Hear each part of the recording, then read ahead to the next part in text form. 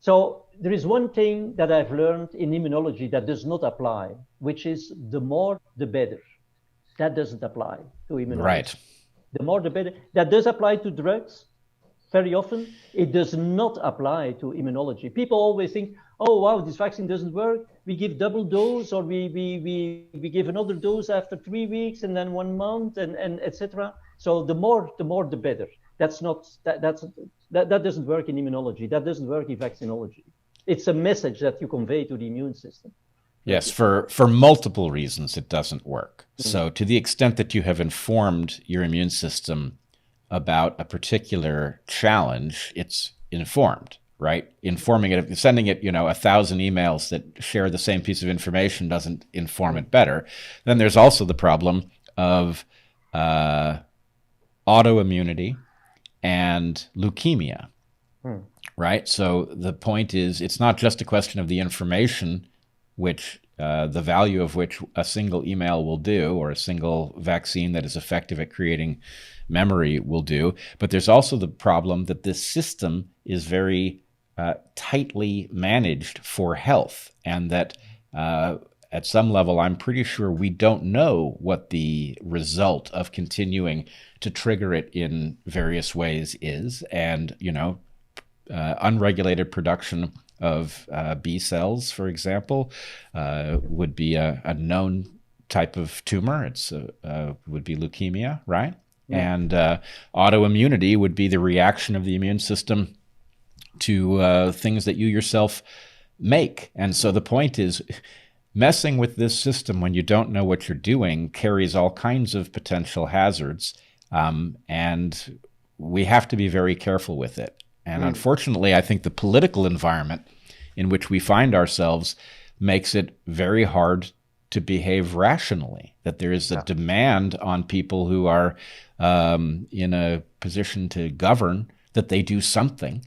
And the Mm. problem is, very few appreciate just how delicate this system is Yeah. and how marvelously it's working on their behalf already. I mean, yes, COVID is frightening, but the degree to which most of us have not gotten it is owing to the effectiveness of the system before you make any intervention at Yeah. all. Yeah. Yeah. The immune system is extremely sophisticated. And for example, I posted on my website a number of maybe 15, maybe 20, about 15, let's say, questions that are really fundamental questions, things we don't understand, in the pathobiology of COVID-19. And a number of questions surrounding, of course, the immunology and the immune defense. And I think if you cannot answer to these fundamental questions, I mean, it becomes very, very tricky to intervene in the immune system. And certainly, if you intervene at a very, very large scale, knowing that the message we were talking about will stay with you for the rest of your life, right?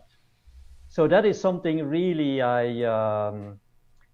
I think there we should have done a much better homework, because massive intervention in something which is so well tuned, so sophisticated, either you have a fantastic effect, or if you do this on a massive scale, or it's all but good.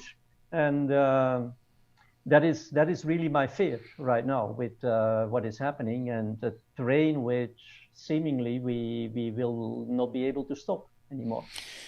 Yes, I think in some sense, to continue with the military analogy, this is a live fire exercise in which we're all in.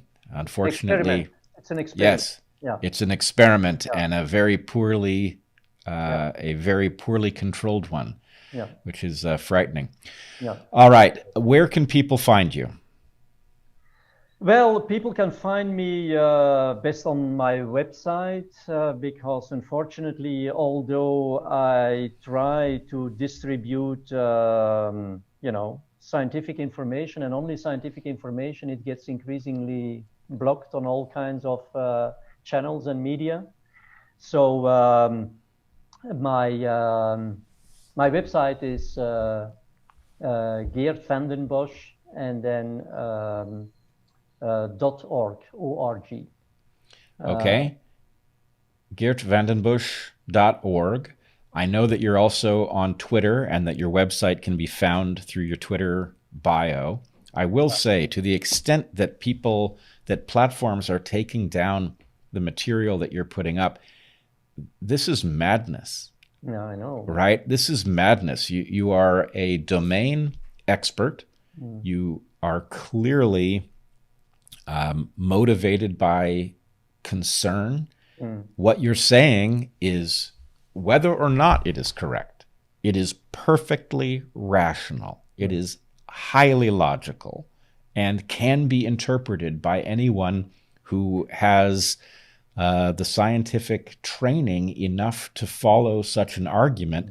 That the idea that you are somehow a hazard by virtue of engaging in very serious questions on which a great deal of human well-being rests is preposterous. These platforms are in no position to evaluate what you're saying, and that means we have to be able to discuss it in public.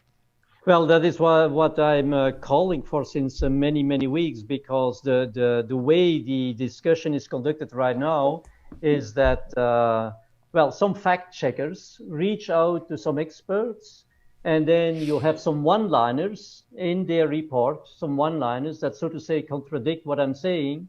And then the fact checker confronts me with this kind of, contradictory statements, so to say. That is not a discussion, and I'm asking all the time, for these experts to start a debate, right? Like we are discussing. Then things can be clarified, and arguments can, and we could. I would love to see a consensus on what is going to be the criteria that we all agree upon to say whether or not human intervention is driving is driving immune escape, right? Because if there is really an immune escape driven by human intervention in the way we have been discussing, then I think everyone will agree that this is not a good thing. This is really very problematic. But if we don't have criteria and if we don't agree upon, I mean, the only thing will be vaccinate everybody, right? Till not everybody is, unless everybody is vaccinated, it's not over, right? And that cannot be, according to my interpretation.